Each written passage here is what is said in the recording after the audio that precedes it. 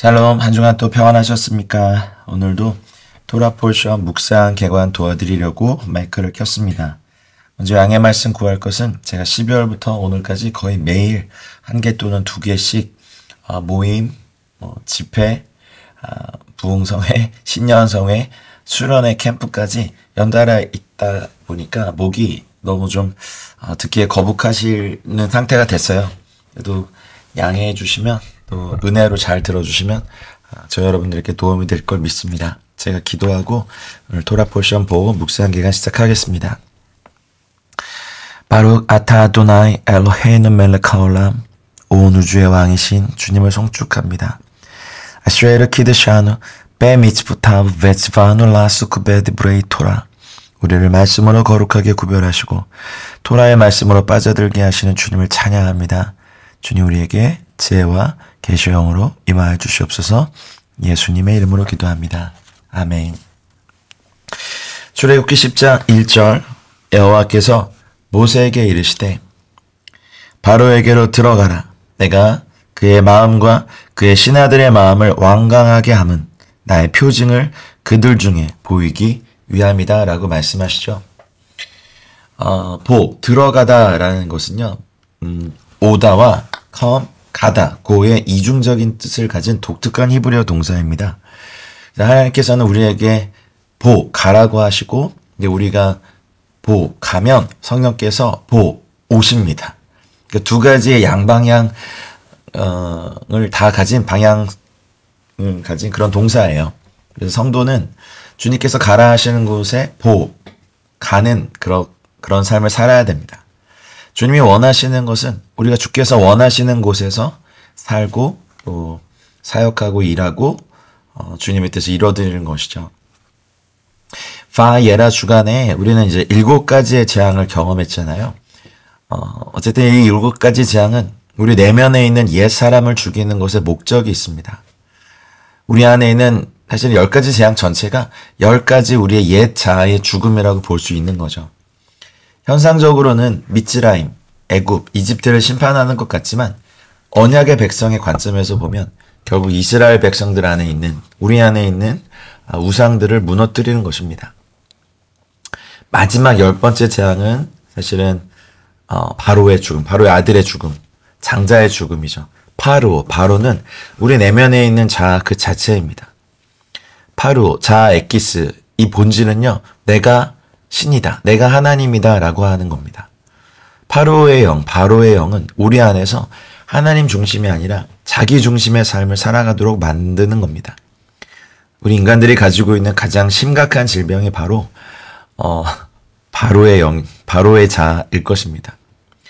결국 십자가 복음은 내 안에 주인 되어 있는 것, 이 바알 되어 있는 것을, 이 바로를 못 받고 내 안에 오직 예수 그리스도, 예수와만 사시도록 하는 것이, 이것이 복음의 본질이죠. 그런데 이 자아는 우리 바로를 통해서 본 것처럼 우리 내면에서 길들여지지 않으려는 습성을 가지고 있어요. 그래서 어느 때까지 너는 내 앞에서 겸손할 것을 거부하느냐, 겸비하지 않겠느냐, 내 백성을 보내라, 그들이 나를 덤빌 것이다. 하나님이 계속 모세와 아론을 보내서 외치셔도 바로는 그 말에 반응하지 않습니다. 완악해졌거든요. 바로의 마음을 완악하게 만드셨다. 1절의 이 표현이 보통은 그 앞의 재앙의 끝나는 시점에 언급됐지만 여기서는 이 재앙의 서두에 언급해요. 바로의 마음을 이제 완강하게 하시면서까지 재앙을 늘려가시는 하나님의 의도가 나타나죠. 이유를 밝히셨어요. 여호와의 표징을 보이시기 위함이다. 그리고 그 다음은 그 표징을 이스라엘에게, 또 이스라엘과 그 아들들과 후손들에게까지 전하기 위함이다. 2절에 나오죠. 그래서 그 목적은 너희는 내가 여호와인 줄 알리라. 표징의 1차적인 목적은요, 이 표징 오트는요, 여호와 하나님의 전능성을 보여주는 겁니다. 되게 여호와의 능력은 어떤 목적을 지향하시거든요. 그래서 여호와의 표징을 통해서 이스라엘 백성이나 이 이방인들이 여호와의 존재를 인지하고 인정하게 되는 겁니다. 그리고 2절 말씀처럼 또 다른 목적은 후손들에게 이것을 전하기 위함이죠. 자녀들에게 이 내용을 전한다는 사상은 신명기적인 사상이죠. 전승의 내용은 이제 여호와의 모든 행위로 확대되고 이 공동체는 어쨌든 과거 하나님께서 이스라엘 역사 속에서 행한 무수한 이적들을 오늘 현재의 삶 속에서도 경험할 수 있도록 현재화시키는 거죠. 전승, 하나님이 하신 일들을 전해주는 것 사실 오늘날에도 동일하게 중요한 것입니다. 너희는 내가 여호와인 줄 알리라. 어쨌든 궁극적으로 이스라엘 민족의 정체성을 하나님의 은혜 가운데 세우는 데 두는 것입니다. 그래서 이 재앙 사건은 하나님이 의도하신 것은 애굽의 심판보다도 미래의 이스라엘에게 더욱 중요한 의미를 갖고 계시는구나 라는 것을 알 수 있죠. 하나님을 향한 예배를 멈추지 않고 행할 수 있는 근본 동기가 된다는 겁니다. 우리는 우리의 자아를 심판하시고 죄와 저주를 이기시고 우리를 하나님 자녀 삼으신 우리 이 은혜를 우리 자신과 우리 후손들에게 계속해서 말해주고 또 우리가 그분을 높여야 하겠습니다. 이제 이스라엘 백성들도 자기 중심에서 하나님 중심으로 옮겨가는 훈련을 앞두고 있습니다. 그게 뭐냐면 출애굽한 이스라엘 백성들이 이제 구름 기둥과 불 기둥을 쫓아 살아가는 것입니다. 하나님이 주시는 또 음식 안에서 먹고 자족하며 또 하나님의 말씀을 배우는 삶을 사는 거죠. 하나님의 임재, 하나님의 말씀, 하나님의 영광, 하나님의 성령을 따라 사는 거죠. 그러니까 하나님 중심의 삶은 가나안에서 살아가야 될 라이프 스타일이죠. 이 마지막 때를 살아가는 저희 성도들의 또 라이프 스타일임을 보여주시는 겁니다. 내 백성을 보내라. 그들이 나를 섬길 것이다. 출애굽기의 전반부는 내 백성을 보내라 했다면 출애굽기의 후반부는요. 그들이 나를 섬길 것이다. 그래서 어떻게 주님을 섬겨야 하는지, 성막은 왜 세워야 되는지, 제사는 어떻게 드려야 되는지 주님께서 상세히 가르쳐 주시잖아요. 이제 8번째 재앙인 메뚜기 재앙에 대해서 말씀하십니다. 네가 만일 내 백성 보내기를 거절하면 내일 내가 메뚜기를 너의 경내에 들어가게 하리니 앞선 이제 우박 재앙이 파괴하지 않은 것이 있죠. 밀과 쌀보리, 열매와 밭의 다른 채소가 남아있는데 이제 이것도 메뚜기가 가면 다 먹히겠죠. 우박도 그랬고 이 메뚜기의 침공은 애굽의 전례가 없던 일이죠. 왜냐하면 6절에 보면 이제 그 집들과 모든 신하의 집들과 모든 애굽 사람의 집들에 메뚜기가 가득하리니 아버지와 조상이 이 땅에 있었던 그날로부터 오늘까지 보지 못하였던 것이리라 하셨다 하고 돌이켜 바로에게서 나오니 이렇게 되죠. 제가 이 메뚜기를 한번 그 연구하신 분의 이 글들을 좀 봤는데요. 메뚜기 떼는요 보통 1제곱킬로미터당 5천만 마리에 달합니다. 와, 대한민국 남한의 그 인구에 해당하죠. 그리고 하루에 만약 5천만 마리라면 10만 톤의 채소와 풀을 먹어버린다고 합니다. 기록에 보니까 구글을 좀 찾아보니까 1899년 이 홍해에서 목격된 메뚜기 떼가 있었대요. 규모가 5,000제곱킬로미터였다고 합니다. 상상이 안 가죠. 그러니까 1제곱킬로미터 안에 메뚜기 떼 평균이 4,700만 마리. 그리고 1957년에 소말리아에서 목격된 메뚜기 떼도 있었대요. 그때 보니까 이 메뚜기 떼의 크기가 160억 마리로 추정되었다고 하죠. 그래서 나중에 이 메뚜기 떼들의 그 죽은 그 무게만도 5만 톤에 달했다고 합니다. 또 하나의 기록을 보니까 1881년에 그 사이프러스, 이제 키프로스라고 알려진 구브로 섬, 거기서 메뚜기 떼 부화를 방지하는 사업으로 그 부화 전에 메뚜기 알을 찾아 파괴하는 프로젝트를 진행했다고 해요. 그때 파괴된 메뚜기 알만 1,300톤에 달했다고 합니다. 와, 이게 상상이 안 갑니다. 메뚜기가 보통 수명이 127일 정도에 달한다고 하고요. 하루 동안 평균 자기 몸무게만큼 경우에 따라서는 자기 몸무게의 3배까지 먹어치운다고 합니다. 그러면 메뚜기 떼 때문에 먹을 것이 귀해지면요. 사람들은 더욱더 연약해지고 메뚜기 떼가 죽어서 썩는 곳에 비롯되는 병은요. 되게 쉽게 확산되죠. 그래서 이제 바로의 신하들이 이제 막 말해요. 바로에게 어느 때까지 이 사람이 우리의 함정이 되리까. 7절에 그러죠. 그 사람들을 보내어 그들의 하나님 여호와를 섬기게 하소서. 왕은 아직도 애굽이 망한 줄을 알지 못하시나이까. 야, 이런 말을 하네요. 그래서 자기에게 충고하는 신하들의 압력에 못 이겨서 바로는요, 모세를 다시 왕궁으로 불러요. 협상을 벌이죠. 8절에 모세와 아론을 바로에게로 다시 데려오니 바로가 그들에게 이를 때 가서 너의 하나님 여호와를 섬기러 갈 자는 누구누구냐 이렇게 말해요. 사실은 모세는 우리가 여호와 앞에 절기를 지킬 건데 남녀노소와 양과 소도 다 데리고 가겠습니다 라고 했지만 바로가 이제 머리를 쓰죠. 내가 너희와 너희의 어린아이들을 보내면 여호와가 너희와 함께한 것 같으니라. 보라, 그것이 너에게 나쁜 것이다 라고 말하죠. 그렇게 하지 말고 남자들만 가서 여호와를 섬겨라. 이것이 너희가 구하는 바니라. 이렇게 말하죠. 그리고 모세와 아론을 쫓아내죠. 남자들만 가라. 여자와 자녀들을 붙잡아두면 남자들이, 가장들이, 아빠들, 남편들이 다시 애굽으로 돌아오겠죠. 그러나 예배는 전 세대가 함께 예배해야 됩니다. 점점 이 재앙의 싸움이 예배에 대한 전쟁으로 진행이 되잖아요. 모세는 모든 이스라엘 민족을 데리고 나서 여호와를 예배하기 원하고 바로는요, 온전한 예배가 진행되지 못하도록 교묘하게 미혹하고 왜곡하죠. 남자들만 가라. 근데 그 원하는 게 아니었죠. 그래서 12절에 보니까 여호와께서 모세에게 이르시되 애굽 땅에 손을 내밀어 메뚜기를 애굽 땅에 올라오게 하여 우박에 상하지 아니한 밭의 모든 채소를 먹게 하라. 와, 이 10가지 재앙이 애굽의 10신들을 향한 전쟁이잖아요.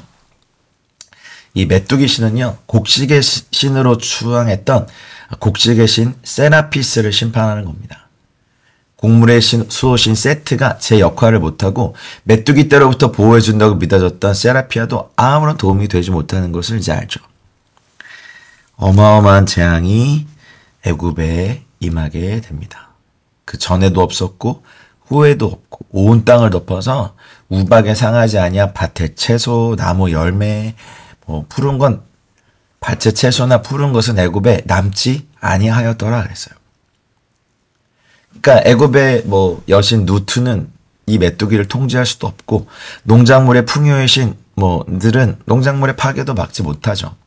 그러니까 바로가 모세와 아론을 급히 불러서 내가 너의 하나님 여호와 너에게 죄를 지었으니 이번만 나의 죄를 용서하고 너의 하나님 여호와께 구하여 이 죽음만은 내게서 떠나가게 하라. 이렇게 하죠. 사실 일찍이 바로가 이러한 공경에 처한 적은 없었죠. 우박이 떨어져서 되게 무서운 파괴를 초래했을 때도 이렇게 큰 고통을 바로는 당하지 않았거든요. 근데 메뚜기 때는 이건 이제 차원이 다른 재앙이죠. 애굽의 장래, 미래까지도 다 좀먹고 파괴한 거죠. 그래서 이렇게 말합니다. 이 죽음만은 하지 이렇게 말했네요. 이 죽음만은, 이 말은 최악의 기적이 이 지경으로까지 몰고 온 아주 이런 놀라운 광경을 말하고 있습니다. 사실 모세는 이제 알죠. 바로가 이 위기를 모면하기 위해서 임기응변을 하고 있다는 걸 알았기 때문에 아무 말도 하지 않고 밖으로 나와서 메뚜기 떼가 떠나도록 하나님께 기도합니다. 가만히 생각해 보니까 모세가 침묵하고 조용히 나와서 기도했다는 건요, 바로로 하여금 엄청난 수치감을 느끼게 한 건 아닐까 이런 생각이 듭니다. 그래서 여호와께서 그 기도를 들으시고 강렬한 서풍을 불게 하시죠. 메뚜기를 홍해에 몰아넣으시니 애굽 온 땅에 메뚜기가 하나도 남지 않았습니다. 동풍이 불어서 메뚜기 떼가 몰려오고 서풍이 불어서 메뚜기 떼가 이 홍해에 수장되는 것이 한 미래의 사건을 예상케 하죠. 뭡니까? 나중에 출애굽기 14장에 일어날 홍해 사건이죠. 근데 20절에 또 그렇게 말씀하세요. 여호와께서 바로의 마음을 완악하게 하셨으므로 이스라엘 자손을 보내지 아니하였더라. 이제 거의 막다른 골목을 향해서 달려가고 있습니다. 이제 드디어 모세에게 이르십니다. 하늘을 향하여 너의 손을 내밀어라. 애굽 땅에 흑암이 있게 하라. 곧 더듬을 만한 흑암이라. 이건 뭡니까? 태양의 신 라를 심판하는 겁니다. 손을 펼치다, 뭐 누구를 향해 펼치다. 이건 여호와께서 이스라엘을 심판하시는 문맥에서 주로 사용한 표현이죠. 에스겔에도 그런 건 말씀이 많이 있죠. 내가 내 손을 그들 위에 펴서. 근데 여기 보면요. 이 밤, 어둠을 뜻하는 일반적인 단어 밤이요. 히브리어로 라일라거든요. 근데 이 단어를 사용하지 않고 여기서는요. 창세기 1장 2절에 사용되었던 어둠을 뜻하는 흑암, 호쉐크, 이게 사용돼요. 호쉐크는요. 단순히 자연적인 밤이 아니에요. 그러니까 어디에서도 빛을 찾아볼 수 없고 달빛도 별빛도 없는 바로 그런 상태가 호쉐크입니다. 마치 우주에 지금 과학자들이 연구하고 있는 흑암 물질 같은 흑암이 깊음 위에 있고 불을 켜도 흑암의 재앙 때문에 서로를 볼 수 없는 호쉐크의 어둠이죠. 그렇다면 이게 창세기 1장에 나와 있는 창조의 그 첫날로의 복귀가 아닐까? 하나님은 이제 이 흑암이 깊음에 있는 이곳에서 새로운 창조를 일으키시죠. 저와 여러분의 삶에도 혼돈이 있다 하더라도 주님의 역사하심을 기대하십시다. 그래서 하늘을 향해 손을 내밀매 캄캄한 흑암이 3일 동안 애굽 온 땅에 있습니다. 근데 왜 3일일까요? 사실 이 사건을 예수님의 죽으심과 구속사적 사건으로 이해하면 해석이 맞습니다. 요한은 예수님께서 이 땅에 빛으로 오셨다고 말했고 예수님께서는 이 땅에 세상에 참 빛이시고 유일한 빛이시잖아요. 그런데 그 빛이 십자가의 죽음을 통해 3일 동안 이 땅을 떠나 있게 됩니다. 셋째 날에 부활하시기 전까지 이 땅은 진정한 빛을 잃고 온전한 어둠 가운데 머물러 있었던 것. 이 흑암의 재앙 3일은 태양신 라도 심판하지만 예수님의 죽으심을 예표한 하나의 사건이죠. 그런데 그동안은 사람들이 볼 수 없으니까 그냥 자기 처소에 계속 누워 있었어요. 일어나는 자가 없으되 온 이스라엘 자손들이 거주하는 곳에는 빛이 있었더라. 우와. 그 누구도 그 어둠 아래서 흑암 아래서 호쉐크의 어둠 아래선 일어설 수 없었습니다. 그래서 죽음의 세계에 갇혀 있는 것 같은 느낌이었겠죠. 이건 뭐 공포 그 자체죠.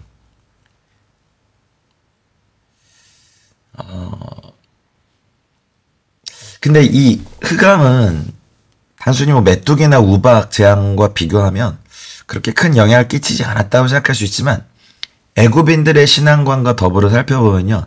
이 심각성은 최고조에 달한 거예요. 애굽의 최고신은 명실상부 태양신이거든요. 태양신 레의 아들로 인정되던 바로가 태양신의 아들로 인정되던 시절이었기 때문에 그래요. 그래서 태양신은 뭐 레, 뭐 아톤, 아툼, 호루스 뭐 여러 가지 이름으로 불려졌어요. 그러니 태양신 자체가 뭐 애굽 사람들에겐 창조주고 생명을 주는 원천이라는 확신이 있었는데 그 빛이 잃고 세상에 그 신을 심판하신 거예요. 흑암의 재앙은. 그렇다면 이제 이 재앙 사건의 역창조의 결론에 도달하게 됐죠. 첫 번째 재앙이 여호와께서 나일강을 치신 후에 이래가 지났다는 표현으로 마감에 이르고 창조죠. 마지막 셋째 주기의 마지막 세 번째 재앙이 흑암으로 시작하고 있다는 것도 역창조의 퍼레이드, 이렇게 창조의 역행이 계속돼서 마침내 애굽은 창조 전에 흑암으로 돌아가 버린 겁니다. 바로가 여기서 결정을 해야만 하는 이유가 있었어요. 마지막 결정타를 맞을 것인지 아니면 피해갈 것인가. 절체절명의 순간인데 그러나 하나님의 예비하심이 있죠. 이제 10번째 재앙을 통해서 유월절을 가리키시고 이스라엘 백성을 진짜 애굽의 노예에서 하나님의 자녀로 해방하시기 때문에 그렇습니다. 놀라운 것은 이스라엘 자손들이 거주하는 곳에는 빛이 있었습니다. 바로가 모세를 불러서 이제 떠나도 되는데 양과 소는 안 된다고 말해요. 이 짐승들이 남아있을 수 있으면 어쩌면 애굽 사람들은 5번째와 7번째 재앙으로 말미암은 가축의 손실을 보충할 수 있었을 거라고 바로가 생각한지도 모르겠습니다. 근데 모세가 거부하죠. 그 양떼들과 가축대, 소들도 데리고 가야 된다고 한 거는 그것을 욕심낸 게 아니라 그게 여호와께 드려져야 될 희생제물과 번제물이기 때문에 가져가야 된다고 말하죠. 단순한 소유물로 본 게 아니라 여호와께 드릴 제물로 봤습니다. 결국 이 일 후에 10번째 재앙, 장자가 죽는 비극을 맞게 되죠. 반대로 예배의 제물을 고집했던 이스라엘은 그 양의 피 흘림으로 죽음의 심판에서 구원을 받게 됩니다. 근데 사실은 바로가 거절했지만 여호와께서 바로의 마음을 완악하게 하셨어요. 바로가 나중에는 너는 나를 떠나가라. 다시 내 얼굴 보지 말아라. 내가 너의 얼굴을 보는 날에는 죽으리라. 전면적인 파국과 협상이 결렬됩니다. 바로는 결국에 자신과 애굽의 죽음을 택하게 됩니다. 그 칠흑 같은 어둠 속에서 애굽의 장자가 죽고요. 나아가서 이제 14장에서 홍해에서 처참하게 수장될 때까지 결코 사실은 더 이상의 빛을 보지 못하고 이스라엘과 애굽을 빛과 흑암으로 갈라놓았던 이 흑암 재앙은 이제 홍해까지 따라붙어서 이스라엘은 새 창조의 길로, 애굽은 파멸의 길로 이끌게 됩니다. 자, 11장으로 가겠습니다. 지금까지 9가지 재앙에서는 단 한 번도 이스라엘 백성의 반응에 관해서는 언급이 없으셨거든요. 마지막 10번째 애굽의 장자의 죽음이라는 단계에 가서야 이스라엘 백성이 어떻게 움직여야 되는 것을 말씀하고 계세요. 마지막 재앙 때만 어린 양의 피를 바르는 순종이 이스라엘에게 요구된 거죠. 우리의 믿음은 이렇게 항상 순종이 동반되어야 됩니다. 노아는 믿음으로 120년간 방주를 지음으로 하나님께 순종했고 아브라함도 믿음으로 갈대아 우르 지역에서 떠나라는 말씀에 순종했어요. 우리의 삶 속에서 순종으로 이어지지 않는 믿음은 모두 가짜입니다. 그래서 이스라엘은 드디어 10번째 재앙을 시작으로 11장에 나와 있는 이제 하나님을 예배하며 기념하는 백성으로 거듭나게 되죠. 그동안 여호와께서는 이스라엘을 내 백성이라고 계속해 부르셨어요. 그리고 이제 이 10번째 재앙과 더불어서 이스라엘은 하나님의 백성의 구체적인 모습인 회중이 됩니다. 회중. 12장 3절에 이스라엘 온 회중에게 말하여. 그쵸? 3절, 6절, 19장 47절. 그러니까 회중을 의미하는 히브리어 단어 에다, 이 단어는요. 구약 성경에서 주로 이스라엘에 적용될 때는 하나님을 향한 믿음의 공동체를 의미할 때는 에다, 회중이란 말을 써요.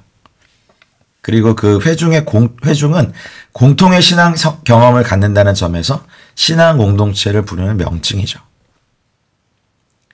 이 노예 집단을 에다, 회중으로 거듭나게 하시는 10번째 재앙이 준비됩니다. 그리고 이제 말하죠. 이제 쫓아낼 때 이웃들에게 은금 패물을 구하게 하라 하시고 여호와께서 그 백성으로 애굽 사람의 은혜를 받게 하셨고 하나님이 역사하시면 우리가 사는 그 어떤 그 세상에서 사람들에게 은혜를 받는, 은총을 받는 그런 삶을 저희가 살 수 있습니다. 또 11장 3절에 보면 또 그 사람 모세는 애굽 땅에 있는 바로의 신하와 백성의 눈에 아주 위대하게 보였더라. 그리고 모세에게 이르시죠. 밤중에 내가 애굽 가운데로 들어가리니. 여호와 하나님께서 애굽 한가운데로 들어가십니다. 밤중에. 그 결과 어떻게 됩니까? 인간과 짐승을 포함한 모든 처음 난 것들이 가장 천한 것으로부터 가장 고귀한 것에 이르기까지 죽음을 당합니다. 이집트 사람들 사이의 구별도 사라집니다. 10번째 재앙은 애굽 사람들이 섬겼던 생명의 신 푸타를 심판하는 겁니다. 근데 어떤 힘도 사용할 수 없었죠. 장자를 다치겠다. 베코르인데요. 이게 남성 명사입니다. 장녀를 뜻할 때는 베키라 이렇게 써야 되는데 여기서는 베코르만 사용된 걸 보니까 장남들을 주로 죽였습니다. 다 죽였죠.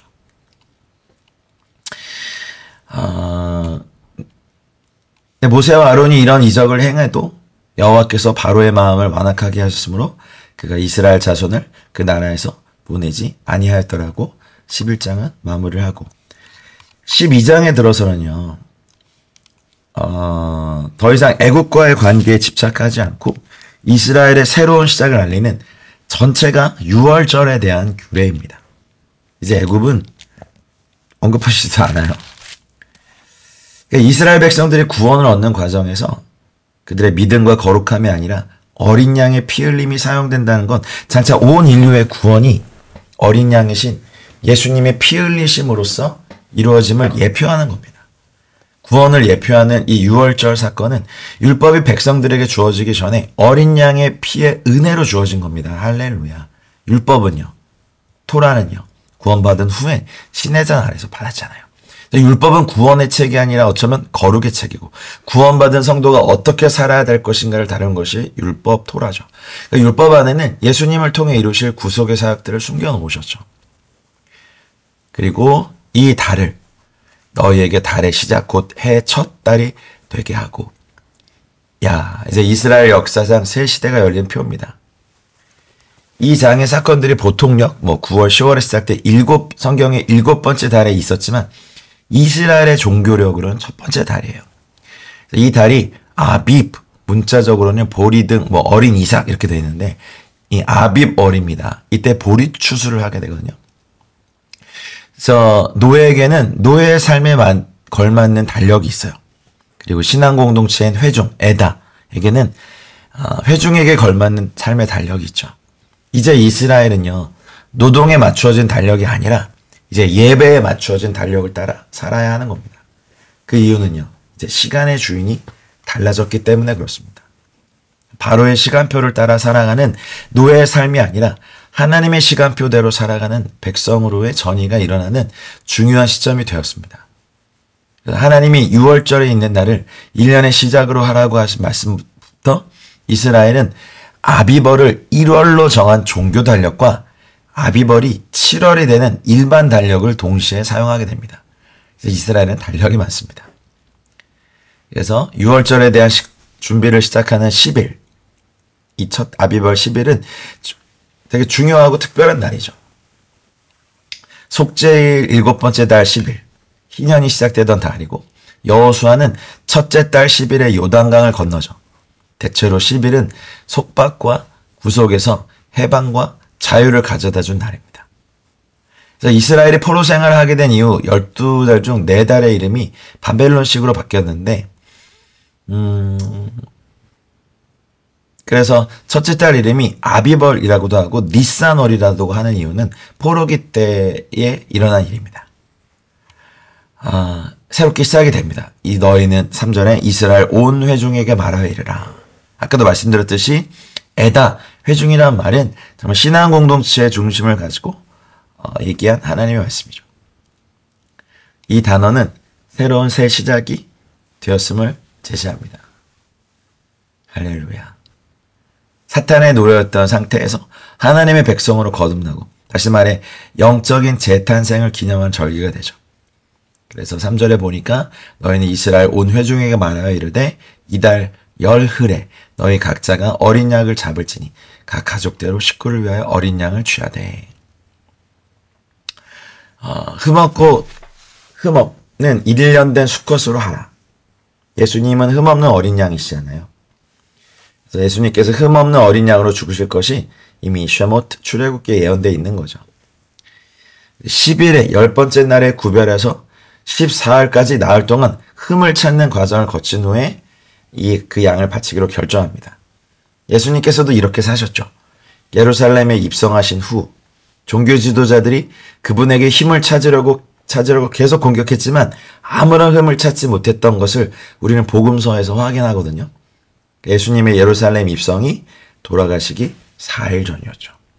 그리고 6절에 보니까 이달 열 나흔 날까지 간직하였다가 해제일 때 이스라엘 회중이 그 양을 잡고, 그러니까 10일째 구별하고 나흘 동안 흠이 있나 살펴보고 14일 되는 날 잡죠.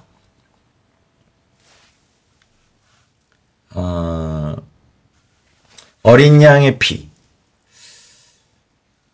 이게 흥미로운 게 좀 있는데, 초기의 재앙들이 바로와 애굽 백성에게 겨누어져 있었던 것과 다르게 이제 마지막 재앙은 이스라엘 백성들 또한 이 마지막 심판의 대상자가 되었다는 겁니다. 구원의 그 키는 뭡니까? 어린 양의 피가 있느냐 없느냐가 이 심판을 피하느냐 아니면 심판에 당하느냐의 기로였죠. 지금도 그렇습니다. 우리 모두 다 본질상 진노의 자녀고 멸망의 자식들이었는데 어린 양의 보혈의 피로 우리는 그 심판에서 구원을 받은 거죠. 저희도 심판의 대상자였습니다. 대다수 애굽 사람들은 모세의 말에 주의를 기울이지 않았기 때문에 한밤중에 그들의 자녀들이 죽은 것을 알고 애곡하였고 이스라엘 백성에게 애굽에서 떠나라고 애걸 하죠. 그 피를 잡아서 좌우 문설주와 임방에 바르고 고기를 불에 구워서 무교병과 쓴나물과 아울러 먹어라. 그러니까 양고기, 불에 구운 양고기와 쓴나물, 메로림. 이거면요, 히브리어 어근이 이제 바로가 이제 이스라엘 민족을 노동으로 괴롭게 한 것을 나타나는 거예요. 그리고 무교병은 이제 그 서둘러 떠나는 걸 상징하죠. 빵을 만들 시간도 없을 정도로. 그래서 6월절에 쓴나물을 먹는 거, 애굽에서 시디쓴 삶이 어떻게 바뀌었는지를 회상하고 하나님의 은혜를 찬미하게 하라는 의미가 여기에 음식에도 나오죠. 그래서 이 6월절을 통해서 노동이 아보다가 예식이 되는, 바꾸어지는 놀라운 날이 바로 6월절입니다. 그걸 먹고 아침까지 남겨두고 아침까지 남은 건 불사르라고 하십니다. 허리에 띠를 띠고 발에 신을 신고 손에 지팡이를 잡고 급히 먹으라. 이것이 여호와의 6월절이니라. 바로 떠났으니까요. 그래서 애굽의 모든 처음 난 것을 다 치고 애굽의 모든 신을 내가 심판하리라. 이것이 6월절의 놀라운 영적인 진리이고 하나님의 은혜입니다. 6월절 어린 양 대신 우리 주 예수님을 찬양합니다. 할렐루야.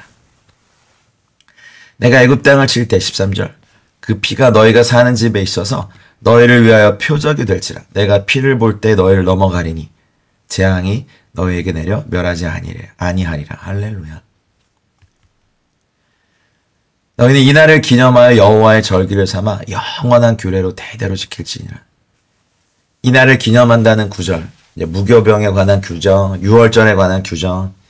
그래서 이 6월절은 과거의 구속을 기억하고 기념하고 앞으로 올 구속을 예행 연습하는 하나님의 절기입니다. 여호와의 6월절입니다.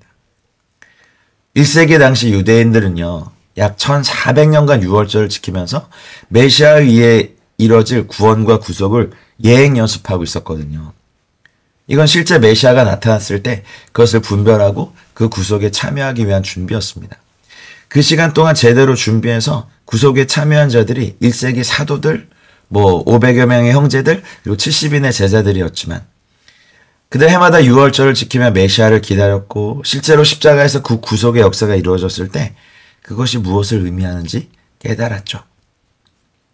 이제 저희들 동일하게 우리가 6월절을 찬미하고 지키며 메시아께서 재림하실 마지막 구속을 예행 연습하는 저와 여러분들이 되시길 주님 축복합니다. 할렐루야. 그래서 무교병을 먹는 거, 죄의 상징인 누룩을 제거하는 거, 15절에 있죠. 6월절이 유목민의 절기였다면 무교절은 정착한 이후에 농경문화의 축제가 되죠. 그래서 그 무교절은 주로 달의 15일에서 21일까지 7일간 지키는 거죠. 6월절 지나고 이때는 누룩을 제거하는 거, 그쵸? 그리고 유교병을 먹는 거. 축제죠, 축제. 새로운 수확을 축하하고 새로운 시작을 축복하는 축제입니다. 그래서 출애굽을 통해 여호와 하나님께서 이스라엘의 무교절을 새로이 하시고 우리에게도 이러한 절기를 말씀하십니다. 무교병을 좀 기독론적인 예수님과 연결해서 이렇게 보면 순전한 그리스도의 복음을 의미합니다. 그리스도의 복음은 고난의 복음이지만 복음의 완성은 부활의 기쁨입니다. 아멘. 사실 고난이 없이는 기쁨이 없죠. 6월절의 기쁨은 무교절의 고난을 통해서 더욱 선명해집니다. 누룩을 제거하고 신약에서는 부패와 타락을 상징하고 예수님께서도 바리새인과 사두개인들의 누룩을 주의하라고 하셨죠. 누룩이 들어가면 모든 것이 한꺼번에 속화되어 버리거든요. 그래서 사도 바울도 고린도 교회를 향하여서 썩은 누룩의 교훈을 조심하라고 했고, 새 덩어리가 되기 위하여 묵은 누룩을 내버리고 우리의 유월절 양 곧 그리스도께서 희생되셨다라고 말씀하십니다. 유월절, 첫 번째 큰 유월절은 이스라엘 백성이 애굽에서 나올 때 지켰던 유월절이고, 인류 역사에 두 번째 큰 유월절이 있었다고 전 믿어요. 그 언제입니까? 예수님의 십자가 희생을 통해 이루어진 구원의 유월절. 그리고 굳이 좀 무리해서 해석을 해볼까요? 세 번째 유월절은요, 이제 마지막 때 땅끝에서 이스라엘을 모으시고 주님의 백성을 구원하실 주님이 다시 오실 때 이제 일어나지 않을까요? 우리는 그날을 기대하고 준비하고 바라야겠습니다. 그래서 모세가 이 규례를 온 이스라엘 백성에게 말하는 것이 이제 21절부터 나옵니다. 유월절 양으로 잡고 우슬초 묶음을 가져다가 그릇에 담아 피에 적셔서 피를 문 인방과 좌우 설주에 뿌리고, 히솝이라고 하는 우슬초는 그때부터 종교 의식상 정결하게 할 때 피를 뿌리는 도구로 사용되는 떨기나무의 일종이죠. 다윗도 범죄하고 난 이후에 우슬초로 나를 정결케 하소서 고백했죠. 그래서 그 피가 발려져 있는 걸 보면 여호와께서 그분을 넘으시고 그리고 재앙이 지나가게 하실 것이다. 이 일을 규례로 삼아서 너희와 너희 자손이 영원히 지켜라라고 말씀하십니다. 그리고 나중에 후손들에게 이 예식이 무슨 뜻이냐 묻거든. 그러니 25절에 보면 너희는 여호와께서 허락하신 대로 너에게 주신 땅에 이를 때 이 예식을 지킬 것이라. 여러분, 노동이 예식이 되었습니다. 할렐루야. 다시는 6월절 예식을 하면 우리는 다시는 노예의 노동으로 돌아가지 않습니다. 6월절 제사를 드리는 하나님의 백성, 하나님의 회중으로 남게 되죠. 그래서 하나님께서 역사의 한 가운데를 개입하셔서 이 애굽의 한 곳에서 모든 처음 나온 것을 치십니다. 바로의 장자로부터 29절에 보면 옥에 갇힌 사람의 장자까지 가축의 처음 난 것을 다 치심에 애굽사의 모든 계층을 의미하죠. 야, 무시무시한 밤입니다. 애굽에 죽임을 당하지 아니한 집이 하나도 없었고 누구도 피할 수 없었습니다. 여호와 하나님의 절대적인 권능이 나타났습니다. 31절 밤에 바로가 모세와 아론을 불러 이르되 너희와 이스라엘 자손이 일어나 내 백성 가운데서 떠나 너희의 말대로 가서 여호와를 섬기며. 바로의 입에서 처음으로요 이스라엘 자손이라는 표현이 나옵니다. 드디어 바로가 이스라엘 자손이 한 나라로 존재할 수 있는 정당성을 인정했어요. 너희가 말한 대로 너희 양과 너희 소도 몰아가고 나를 위하여 축복하라 말하죠. 애굽 사람들이 우리가 다 죽은 자가 되도다. 첫째 아들이 죽었으니 이런 고백을 하죠. 그래서 오히려 그 백성을 재촉해서 땅에서 속히 내보내려 함으로 발교되지 못한 반죽 담은 그릇을 옷에 싸서 어깨에 메고. 그쵸? 애굽 사람들에게 은근 패물과 의복을 구하며 그 은혜를 입게 하사 구하는 대로 다 애굽 사람의 물품을 취하여 내었습니다. 노예 생활의 삭슬 애굽 사람들에게 받아 나왔어요. 저는 이 말씀 묵상할 때마다 정말 우리가 그동안 노예로 빼앗겼던 것들을 6월절 어린 양의 보혈의 피로 말미암아 다 되찾는 은혜가 있기를 기도하고 선포하는 겁니다. 말씀 묵상하다가 여러분 그동안 빼앗겼던 것들을 다 되찾는 은혜가 있기를 축복합니다. 그래서 이스라엘 자손이 라암셋을 떠나서 숫곳에 이르니 유아 외에 보행하는 장정이 60만 가량이요. 38절에 보니까 수많은 잡족과 많은 이방 족속들이 섞인 거죠. 그러니까 이스라엘 자손은 혈통적인 유대인들만 있는 거 아니라 그때부터는 하나님의 말씀으로 같이 또 6월절 어린 양의 피로 맺어진 회중이 이때부터 존재합니다. 양과 소와 심이 많은 가족이 그들과 함께하게 됩니다. 40절 이스라엘 자손이 애굽에 거주한 지 430년이라. 대략 BC 1876년부터 1446년으로 봅니다. 430이라는 숫자가 구약에서 좀 중요한 상징성이 있는데 이스라엘이 이집트에서 종살이한 게 430년. 또 그때부터 언약궤가 하나님의 법궤가 예루살렘에 이를 때까지 이게 사무엘하 7장 2절이죠. 그때까지가 또 430년이에요. 그리고 성전이 건축된 후에 바벨론으로 포로로 잡혀 떠날 때까지가 430년. 그러면 430년을 3번 더하면 1290이 나오는데 이거 어디서 많이 본 숫자 아니세요? 이 숫자가 바로 다니엘 12장 11절에 나오는 번제물 폐지와 멸망의 가증스러운 것이 세워질 때까지 미래의 성전 건축까지의 숫자를 나타냅니다. 다니엘서 12장 11절에 매일 드리는 제사를 폐하며 멸망하게 할 가증한 것을 세울 때부터 1290일을 지낼 것이 그렇게 말하죠. 이 밤은 그들을 애굽 땅에서 인도해 내심으로 말미암아 여호와 앞에 지킬 것이니 이는 여호와의 밤이라 이스라엘 자손이 다 대대로 지킬 것이니라. 출애굽의 그 밤에 하나님이 그 백성을 돌보시고 죽음의 재앙에서 구원하셨다는 것은 반드시 기억되어야 했습니다. 하나님이 그들을 위해 처리하셨으므로 이스라엘 백성은 그분을 영화롭게 하기 위해 밤을 지켜야 됩니다. 그분이 그러했듯이 그들 하나님의 자손들도 백성들도 주의하면서 밤을 세워야 하는 것입니다. 6월절의 규례에 대하여서 또 이방 사람은 먹지 못하지만 돈으로 산 종 할례를 받은 후에 먹어라. 내 거류인과 타국 품꾼은 먹지 못한다. 이렇게 말합니다. 6월절 짐승의 뼈는 하나라도 꺾어서는 안 돼요. 나중에 예수님께서 십자가에 죽으실 때 이걸 또 이루시죠. 뼈가 꺾이지 않았어요. 47절 이스라엘 회중이 다 이것을 지킬지니라. 3절에도 회중, 47절도 에다 회중이 나오면서 이 12장이 성경에서 자주 등장하는 수미상관의 구조를 형성하면서 마무리 짓죠. 이제 출애굽기 12장만 읽으면 애굽을 잊어버린 것 같아요. 애굽에 대해서 나오지가 않아요. 물론 이제 장대를 치신 걸 나오지만 이제 그것과 상관없이 이스라엘의 새로운 역사를 만들어내신 하나님의 어떤 놀라운 그런 모습이 보여요. 그리고 출애굽기 13장으로 가면 이제 16절까지가 이번 토라 포션의 내용인데 장자들을 바쳐라. 그리고 무교절을 어떻게 지켜라. 이렇게 말하면서 끝냅니다.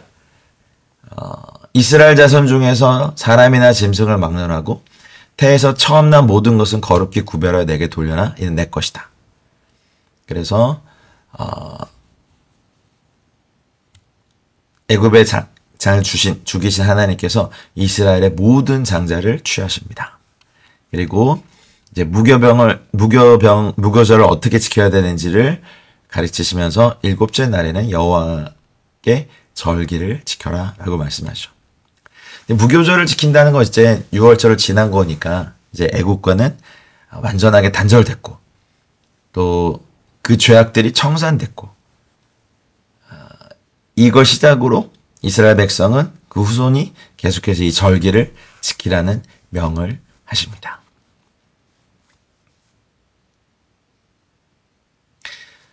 그리고 이 일들을 후손들에게 말씀하라 하시면서 9절에 보니까 이것으로 너의 손의 기호와 미간의 표를 삼고 여호와의 율법이 내 입에 있게 하라. 이는 여호와께서 강하신 손으로 너를 애굽에서 인도하여 내셨습니다. 라고 말씀하시죠. 수컷도 여호와의 것이다 하시고 이것이 여호와께서 장자를 취하시면서 하신 말씀입니다. 이번 주 파라샤 보에 대한 하프타라는요. 예레미야 말씀이거든요. 예레미야 46장 13절부터 28절까지 말씀인데요. 여호와께서 땅의 모든 열방을 관리하고 계신다. 통치하고 계신다. 라고 말하는 겁니다. 그분께서는 진정으로 온 열방의 왕이십니다. 할렐루야. 그러니까 여호와께서 예레미야에게 바벨론의 느부갓네살 왕이 애굽 땅을 치기 위해 일어날 것을 선포하라고 말씀하셔. 이게 이제 BC 609년에 애굽의 유다 침입에 대한 응징이고 이것으로 말미암아 요시야 왕이 무기또에서 죽게 되죠. 애굽은 마치 도사를 앞둔 살찐 남송아지와 같습니다. 유대 백성이 흩어지기는 했지만 여호와께서는 그들을 멀리 가도록 하지 않으시고 약속의 땅으로 돌아오게 하실 것이기 때문에 그들을 두려워할 필요가 없다. 46장 27절 같은 말씀에 이제 야곱이 돌아와서 평안하며 걱정 없이 살게 될 것이다. 그를 두렵게 할 자 없으리라 말씀하신 이 부분을 하프타라로 읽게 됩니다. 신약은 브리타다샤는요, 누가복음이에요. 누가복음과 고린도전서인데 6월절 제도와 주님의 만찬 제도를 연결하시죠. 예수께서 당신의 제자들과 함께 하신 그분의 마지막 6월절 세대에 대한 누가의 설명은 평범하지만 예수님께서 이때 떡을 자신의 몸으로 그리고 구속의 잔을 그분의 피로 말씀하실 때가 식후에 이루어졌다고 말하진 않습니다. 고린도전서 11장에는 이제 사도 바울도 마찬가지로 여호와의 만찬과 예수님의 마지막 만찬 사건을 연관짓고 있어요. 새 언약을 나타내는 잔을 식후에 하는 것으로 연결하고 있음을 참고하면 됩니다. 그래서 그 잔을 전통적인 6월절 세대리에서 제정하고 있는 구속의 잔과 연관해서 말씀하십니다. 식후에 또한 그와 같이 잔을 가지사. 6월절의 만찬에 사실은 이 잔을 나누는 것은요, 세 번째 잔이 구속의 잔이거든요. 그래서 그것을 연결해서 6월절에 대한 말씀을 또 읽게 됩니다. 이번 출애굽기 보는 이제 드디어 노예의 삶에서 하나님의 자녀의 삶으로 바뀌는 하나님의 놀라운 부분이 있습니다. 그저 몇천 년 전에 이스라엘 백성에게 하신 것이 아니냐, 지금도 우리의 삶에 역사하신 하나님의 놀라운 역사가 저와 여러분들 가운데 있기를 주님 축복합니다. 이제 내일 튀르키예를 출국하고 또 2주 후에 돌아옵니다. 가서도 거기서 묵상 개간 녹음해서 올리겠습니다. 현지 사역자들 섬기는 사역들 또 지치지 않도록 기도해 주시고 또 여기서 또 계속 드려지는 밤에 드려지는 기도와 또 수요 모임과 또 함께하는 모든 것에 함께 참여해 주시면 참 고맙겠습니다. 긴 시간 들어주셔서 감사합니다. 건강 조심하시고요. 또 마음도 잘 지키시고 행복하십시오. 사랑하고 축복합니다. 샤바 샬롬.